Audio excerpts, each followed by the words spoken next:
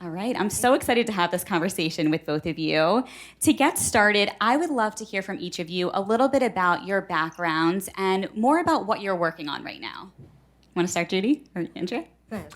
Sure. So my name's Andrea. I graduated in '06. I was a biological and environmental engineer. I stayed for an extra year and did my MEng in biomedical engineering. I'll also say I'm the proud daughter of a human ecology alum. And my husband's grandmother was a human ecology alum. So hooray, HUMEC. So after Cornell, I went on to Boston Scientific, where I was an engineer and I was a scientist. And while I loved doing that, and it was wonderful, I realized that I wanted to learn the business side of things. And so I went to MIT and I got my graduate degree, which I got really involved with entrepreneurship there. And I was co-directing this group called Hacking Medicine, which was all about creating this ecosystem for entrepreneurs, doctors, designers, patients to solve disruptive solutions in healthcare and medicine. And out of that, I co-founded my first company called Smart Scheduling, which is all about predicting no-shows to medical practices, which got sold to a health IT company called Athena Health. And that got me exposed to the world of entrepreneurship. But I decided I wanted to be an entrepreneur in the government, where I was a Presidential Innovation Fellow under the White House Office of Science and Tech Policy in the last administration, I might add. And we did all sorts of innovation work. And at that point, my husband and I, we were pregnant with our daughter. And we thought, where do we want to live in this world? And we could think of no better place but Ithaca, New York. So what I'm doing now, to more directly answer your question, is I'm back in Ithaca. I'm a member of the faculty in the College of Engineering and also at the College of Business. And I direct a program there as well called We Cornell, or Women Entrepreneurs Cornell. There's some We Cornellians in the audience, whoop, whoop. And so that program was created to help create an on-ramp for STEM women to expose them to entrepreneurship at Cornell. Cornell has a ton of entrepreneurship programs, which we'll talk more about in a second. And Stephanie laid up for us already, which is awesome.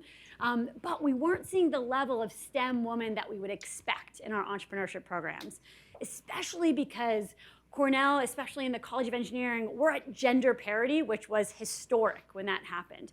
And we were just surprised that a lot of these STEM women weren't pursuing entrepreneurship. So we created We Cornell to create an on-ramp to our other entrepreneurship programs, which are vast across Cornell, so that we could expose them, bring them access to role models, and also provide them with a series of workshops and have them be in a cohort so they could meet each other as well. What a journey. That is so exciting. Judy, your turn. Okay, I should have gone first. Well, good advice in general. Well, it's great to be here. I have had a long career and an interesting history prior to that, so I'll try to summarize it quickly. I have my bachelor's, master's, and PhD all in speech and hearing sciences. And while I was waiting around for a faculty position to open up somewhere in the New York area, I found my way into an R&D organization in a company that you have to be old enough to even know the name of. So you're showing your age if you say I've heard of it, which was called 9X. Yes, okay. 9X, for those of you who've never heard of it, is the predecessor company to what you now all know as Verizon, through a bunch of mergers. And so migrated from academia into corporate R&D, and 30 years later was the chief information officer for one of Verizon's 3 business units. And we could talk a lot about that journey, how I got from there to there. And then about 5 years ago, left Verizon in order to do the closest I'll ever come to in my life to be an entrepreneur. It's not exactly the same as what you guys are trying to do, but I did found a initiative that up until recently has been known as Whitney. You may have heard about it. It stands for Women in Technology and Entrepreneurship in New York, and it is a partnership between Cornell Tech and the City University of New York, entirely corporate sponsored, with the sole goal of doubling the number of undergraduate women who are choosing to study computer science and enter the tech field. Needless to say, my motivation for that was 30 years of almost always being the only woman in the room. and just a decision to try to take the 30 years of management experience that I had gained over that wonderful career and put it to work against something that I cared about. I'll make this point, and as we talk more about it, we can come back to it. But we do often talk about women in STEM. I want to make the distinction that the problem is very different for women in the S and the E and the M parts of STEM than it is in the T. And that is that it's the only one of the STEM disciplines in which the participation of women has actually gone down in the last 30 years. If you're not familiar with the statistic, way back when in 1985, the percentage of women in the graduating classes of computer science at the undergraduate level was 37%. Today it's 18%. Remarkable if you think about what's gone on in terms of the explosion of technology and so on and so forth. Perhaps even equally as remarkable is the fact that it hit that low number of 18% in 2006. And in spite of everything that we all know about the work and the focus on women in STEM and women in technology and girls who code and everything that you know, that number has stubbornly sat at 18% for 15 years or so. It's a challenge that has ramifications for all of us, and we can talk about it, but that's what the focus is. Last is the most recent, which is that the work that we are doing in New York, which I'll tell you more about, was noticed and recognized by Pivotal Ventures, which is Melinda Gates's private investment arm separate from the Bill and Melinda Gates Foundation. And as part of a broader initiative around women's empowerment in the United States, she funded us to replicate what we were doing in Whitney, in New York, in 3 other cities around the country. We're very excited about this. And therefore, we had to rebrand ourselves, since we can't have New York in the name. And so we are now known as Breakthrough Tech, 3 words if you want to look us up. How'd you come up with the new name? Oh, we got a small group of people who know about branding, and they gave us some alternatives. But the name is a tipping our hat to the challenge that we're trying to address, which is how women can break through the barriers that exist that sometimes are invisible, especially for women of color and women from other socioeconomically challenged environments. And the problem is that we're banging on the same doors we've always knocked on before, and for a whole variety of reasons that we can talk about are not getting through. And so this is oriented around how we break through that barrier. So interesting. We're definitely going to talk more about that. Thank you for sharing your background. It's quite a journey and story, and I'm excited to watch everything you're going to do next with this. This is amazing. So Andrea, I want to hear from you. Can you share a little bit about Cornell's entrepreneurial ecosystem? I know I touched on it in a slide earlier, but can you break all of that down for everyone here? Yeah, absolutely. So I like to think of it in 3 phases. The first phase is training and exposure. Second phase is accelerating. And then the last phase is truly launching and getting funding. So the first phase in that exposure phase, there's dozens of courses. Many of the courses are still around when you all were students at Cornell. And then we also have these other priming the pump programs like We Cornell. Last summer, we got approached by a wonderful group of students that saw what we were doing with We and said, we want to do the same thing for the Black community at Cornell. And so we now have a partner program to We called BET, Black Entrepreneurs in Training, where it's focused in that same part of the cycle, creating an on-ramp to our existing entrepreneurship program.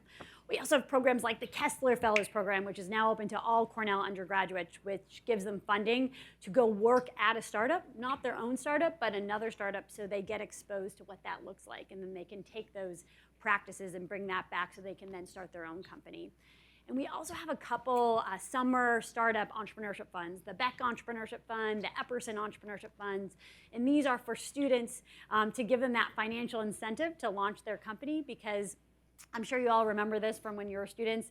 Starting in September and August now, it's crazy. The finance and consulting firms come on and start recruiting folks, and that's wonderful. But it's early in the process. And so students that are trying to decide between starting their own company and going to recruit at those jobs often go to recruit at those jobs. And so we wanted to give that incentive to pursue your startup idea and also give them that kind of nest egg that they can launch their company as well.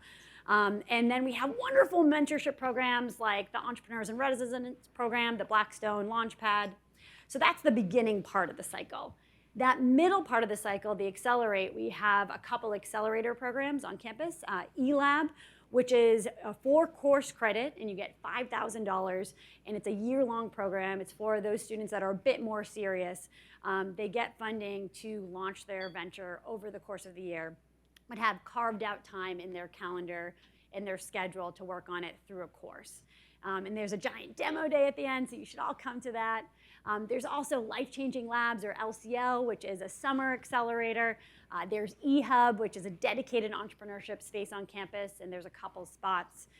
And there's the PhD Commercialization Fellowship Program, which is a 6-month sabbatical from your PhD to work on commercializing the research out of your lab. And so that's a great program for PhD students and other graduate students that want to have that dedicated time and not just be pursuing research.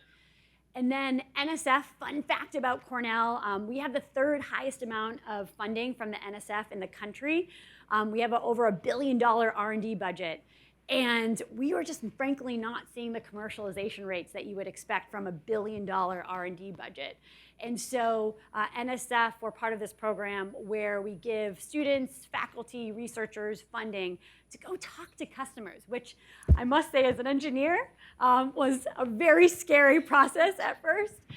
So we give them funding and we give them that opportunity to travel around, meet their customers, test their hypothesis, and go validate and invalidate those. And then at the end of the cycle, there's a couple of big competitions. They are $1 million grand prize. This is not just for Cornell students, but many Cornellians apply. One is called 76 West, and it's a clean energy prize. And another one is called Grow New York, which is a food and ag prize. So for any entrepreneurs in the room, we hope that you apply for those as well. So lots of funding available at the end of the cycle in those 2 areas. But that's what the ecosystem looks like right now. Well, you've got me so excited. I kind of want to go back to school now and go through all these programs. Judy, can you share a little bit about some of the key barriers that are facing women entrepreneurs right now?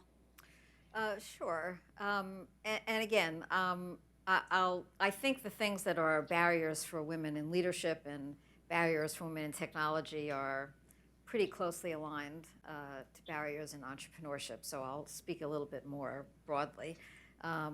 And I'm going to do it in the context of sort of 3 things that I believe are kind of alternative facts that we get ourselves suckered into.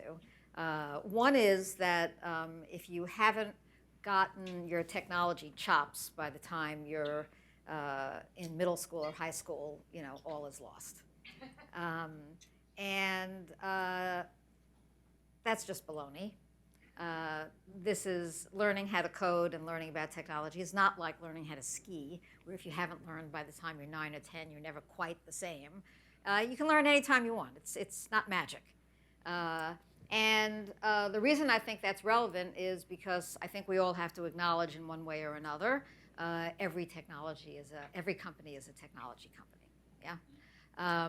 And one way or another, whether you're the person who writes the code or you're directing the people who are, you have to have a sense of, I know what the heck I'm talking about.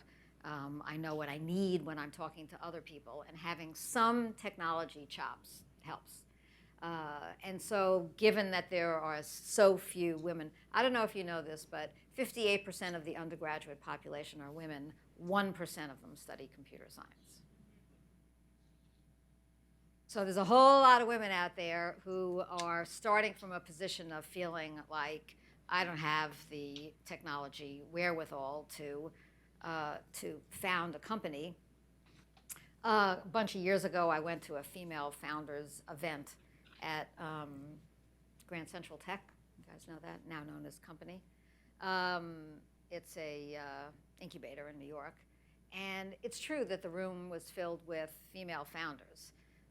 And they all talked about their CTOs, who were all male. And that's okay, but I think that's one of the barriers, is having a lack of confidence in being able to manage the technology wing of a startup. A second is, this is the second alternative fact that I'd like to dispel the myth of, which is that, and I know this may sound like heresy, is that imposter syndrome is all bad. Because all we hear about, of course, is how we have to somehow kill imposter syndrome and so forth. I will just tell you that from a 30-year career rising up the leadership ranks and having a pretty darn good reputation as a leader, as a woman in a technology organization, a little humility goes a long way. In fact, there are certain leadership books that talk about humility as being the single most important attribute of great leaders. And I know that insecurity about everything and humility are not exactly parallel, but if you can use that sense of I don't know everything and it's okay, it gives you the ability to, number one, attract other people around you because you're not always have to be the smartest guy in the room, and to get over one of the most important vulnerabilities of great leaders, which is that they don't know what they don't know. And they just hire people who look like them. So I will simply assert that it's okay to be humble. Now, the flip side of that is the problem, the barrier, which is we are perfect at trying to be perfectionists. And so I think you all know the number of failures that you have to go through in order to succeed as an entrepreneur. And women just in general are allergic to failure. We are pre-programmed to want to get the A and to succeed at every cost. In fact, it's part of the reason inside computer science classes that women often attrit out of the major, because the entire definition of writing code is writing code that doesn't work until you debug it and get it to work. It's failure after failure after failure. It is inherent in software development. And all the stats show that women drop out of computer science majors with higher GPAs than the guys who stick it out. Why should I stay here and get a B minus? I can get an A in about 50 other things. There's a lot of statistics around that. So the propensity to try to be perfect is a barrier. And the last is this alternative fact that somehow or another there's only enough room at the top for a certain number of women. It's a scarcity mentality. There's only a certain number of leader positions. How many of them are going to be filled by women? I would like to assert that however many positions there are, that's how many can be filled by women. Why not? I can assure you of the gender of the person who started that alternative fact that we are competing against each other somehow. But that whole sense of being comfortable with competition and comfortable with, we were talking about it beforehand, promoting yourself, to brag about yourself, to put yourself out there as I should get that next leadership job, or you should give the money to me as opposed to someone else, is just something that we are not inherently comfortable with, and we got to get over. The last thing I'll say is we don't always do a good job at leveraging our core strengths, because somehow or another we've gotten convinced that those are soft skills that don't matter. Yeah. So, I mean, not to a person, there are men who are good at this too, but we are great at collaborating. We are great at fostering collaboration in groups. And that's incredibly important to make innovation happen. And yet we don't somehow wear that on our sleeves as much as we should. We are great storytellers.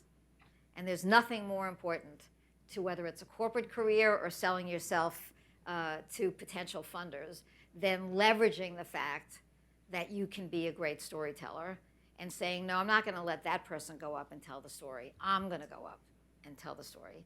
So those are they're sort of environmental, cultural things. There are structural things that I think you can speak to better in terms of the problem of getting VC money and so forth. But these are sort of deep rooted things that I think we all have to think about in order to break through those barriers. What would you say both of your programs are doing to really address these barriers? Yeah, so just to continue building on that thread, so related to access to venture capital and funders and other resources, we heard the statistics earlier, and so one of the big things that we know there is that if we can get into these networks, get those invitations to be involved, or get those connections, that can help combat some of those statistics that we see. Also, in that realm, we do see some conscious and unconscious bias. So there was a great study by Cynthia Delgado and Fiona Murray out of MIT. And what they did is they looked at men and women pitching. They had an investor panel. They had the exact same content that they read. And they did it both visibly and with audio. And what they found is that males, even though it was the exact same content, were shown to be a more attractive investment. And so what we're doing with these programs is we're getting access to networks, and we're going through pitching and all that fun stuff, but we're getting them access to these networks to get introductions, to get into these circles. We are also working with them to introduce them to mentors and role models. So we have a series of workshops where we bring in role models. Many of them are in the room, by the way. We bring in folks like Natalia Brinker, who's CEO of Axion Systems, who's CEO of a small SAT company, talking about how she commercialized this very deep tech, heavy R&D based innovation, and how she went about that, and how she did it based on her own strengths, and how she pitched, and how she leveraged her strengths that she brought to the table. We take them through a series of workshops where they go out and talk to their customers, and they validate and invalidate those hypotheses. And we then bring them and show them where they can get resources. So we know, for instance, that the patent rate, which is a key part of commercialization, is very low among women. 5.5% of commercialized patents go to women, 12% of patents overall go to women. And so how can we bring them access to patent attorneys? How can we show them access to different funding sources, and bring that ecosystem to them and show them the pathway? So that way, when they do launch their venture, or as they are going through this program launching their venture, that they have those resources at their fingertips. Another thing that's important outside of university settings is thinking about how are we developing and co-designing these programs to be friendly to parents, both men and women. So we do have a couple women in our program that do have kids. And so even though it's a little bit more work, providing that Zoom link. And so some of our participants can participate remotely. So it gives that flexibility so they can still be embedded as part of this cohort that we do. Well, yeah, I would. So the program that I'm involved in works pretty much exclusively with undergraduate women, and in particular undergraduate women who go to the City University of New York. So we do a couple of things to try to change their sort of attitudes. One is through a summer program right before they start college, they get engaged in a program called the Summer Guild.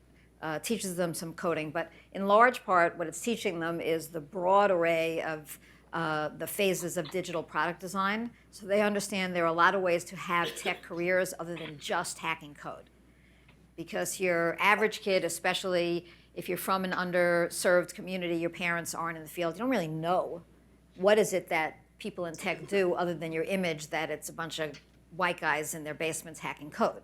So we try to give them a broader picture so that they can potentially see themselves in those roles.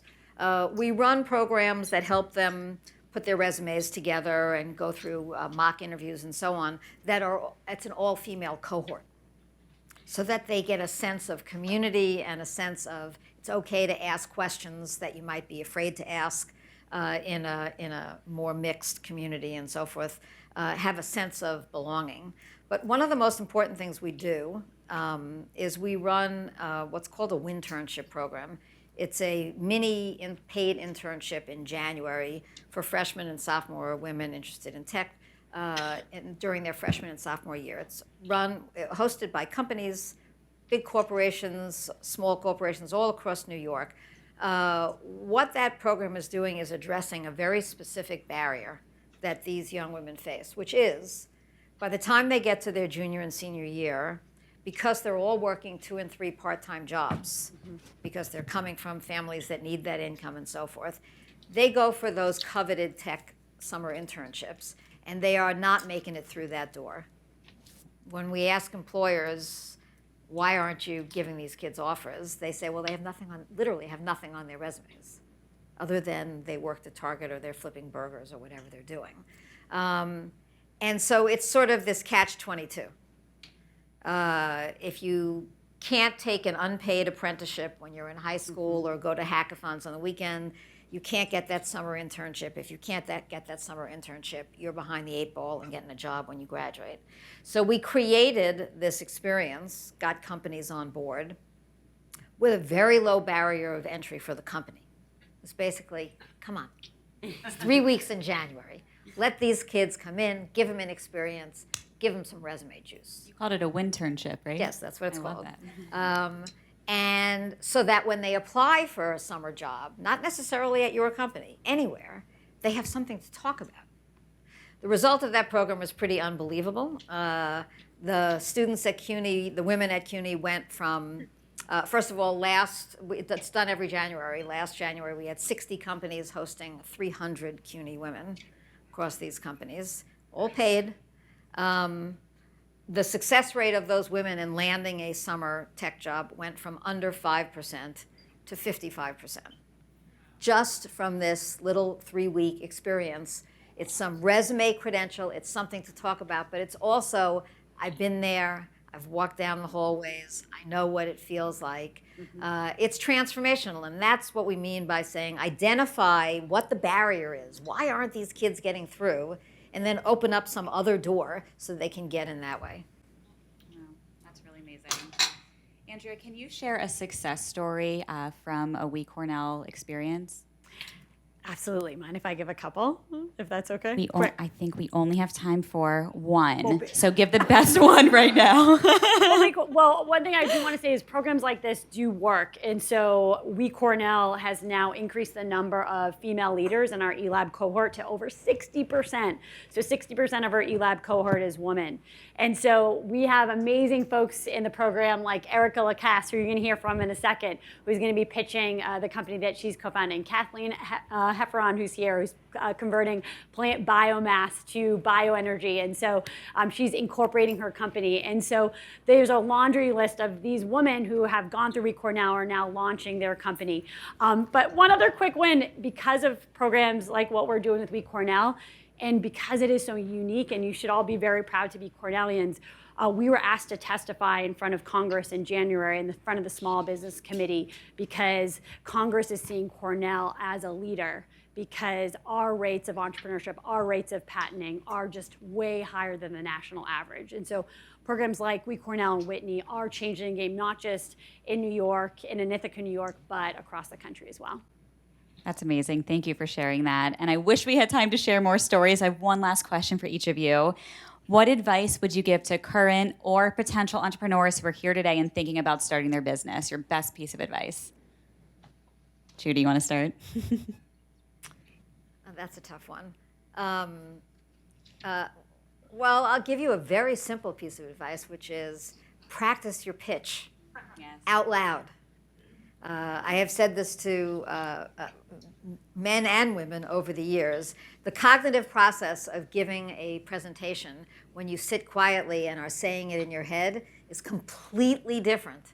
I don't know the neuroscience of it, but I know it's true, than standing up and saying it out loud. It doesn't matter how many times I've given the same talk, whether I'm in a hotel room or my apartment or whatever, as embarrassing as it seems, I stand up and I give it out loud because you find out immediately that, oh my God, those first few sentences, that's terrible. I got to try that again. So that's what I'd say. Practice your pitch out loud. Yes, practice your pitch. That is such good advice. Andrea, final thoughts. What I would say is don't be afraid to be vulnerable and make a mistake. When I founded my first company, I was way nervous to admit that I had no idea how to fundraise. I did not know what a cap table was. I didn't know what a term sheet was. Safes, all these terms that people just throw around. I had no idea what any of them meant. So ask questions and be vulnerable and don't be afraid to admit when you don't know something and then reach out to the ecosystem that can help support you, especially your Cornell family. That is such great advice. Thank you both for sharing your journeys, your story, and offering all this incredible wisdom and for everything that you're doing. Thank you, guys.